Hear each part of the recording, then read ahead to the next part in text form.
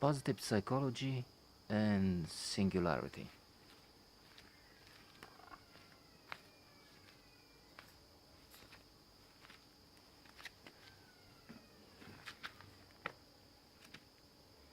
The future features in positive psychology.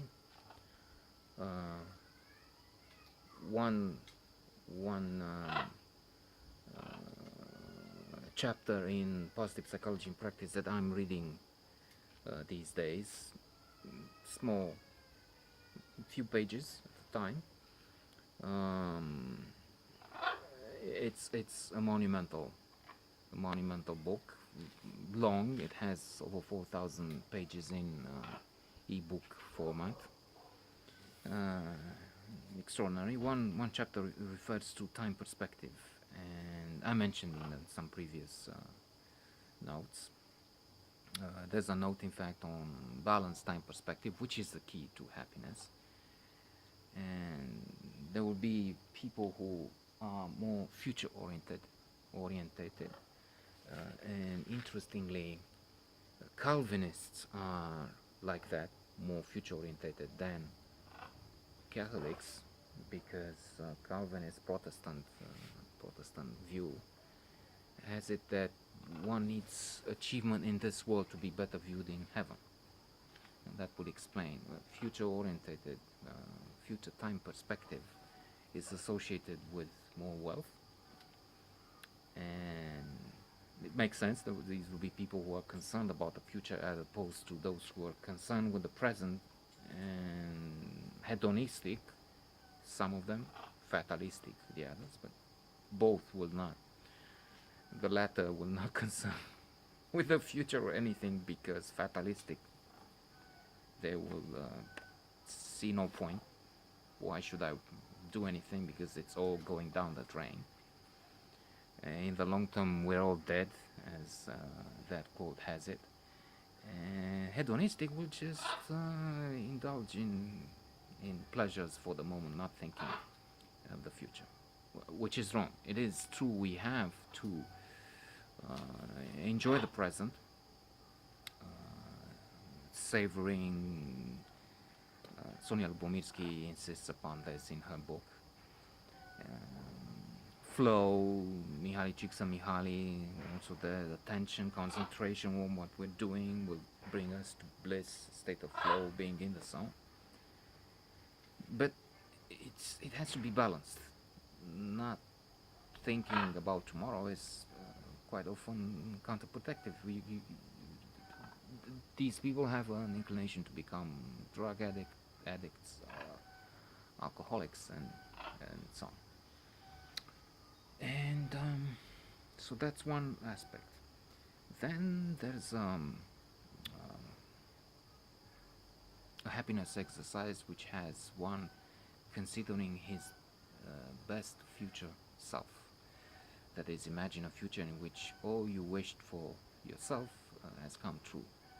And sometimes I'm thinking, I want to be calm, I want to be rich, I don't want to work a day in my life again. And if I meet a genie and gives me that, I will be back here again. That's how the joke had it. Speaking of Catholics, Protestants,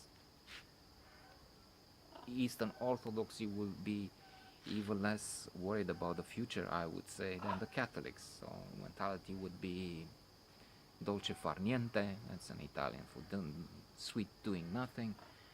And so in that joke, some man from here or other lands with this attitude of relaxing, enjoying it, siesta, continuously.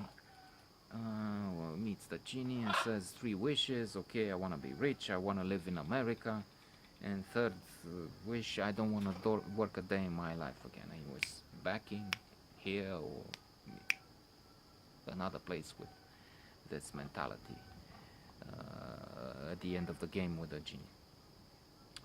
And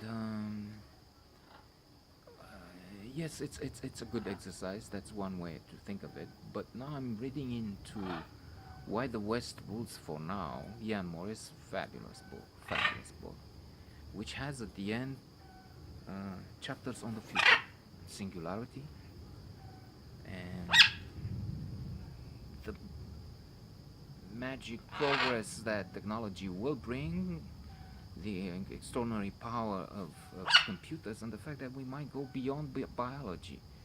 There will be ways to replace an organ which is not functioning properly. He's even giving the example of, wait, Tiger Woods, which I understand had a problem with an eye, and the intervention brought him better.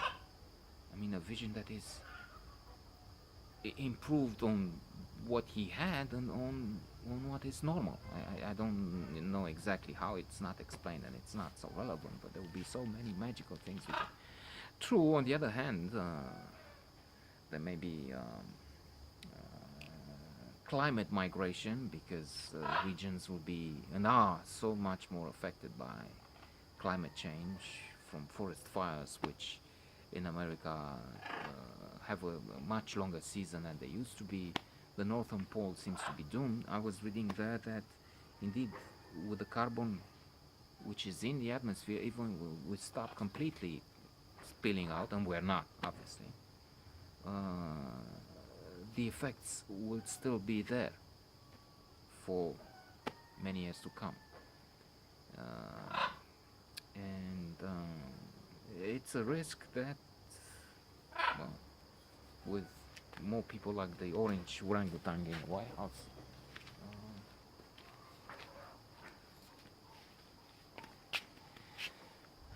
the planet may be in danger. We'll have to see about that.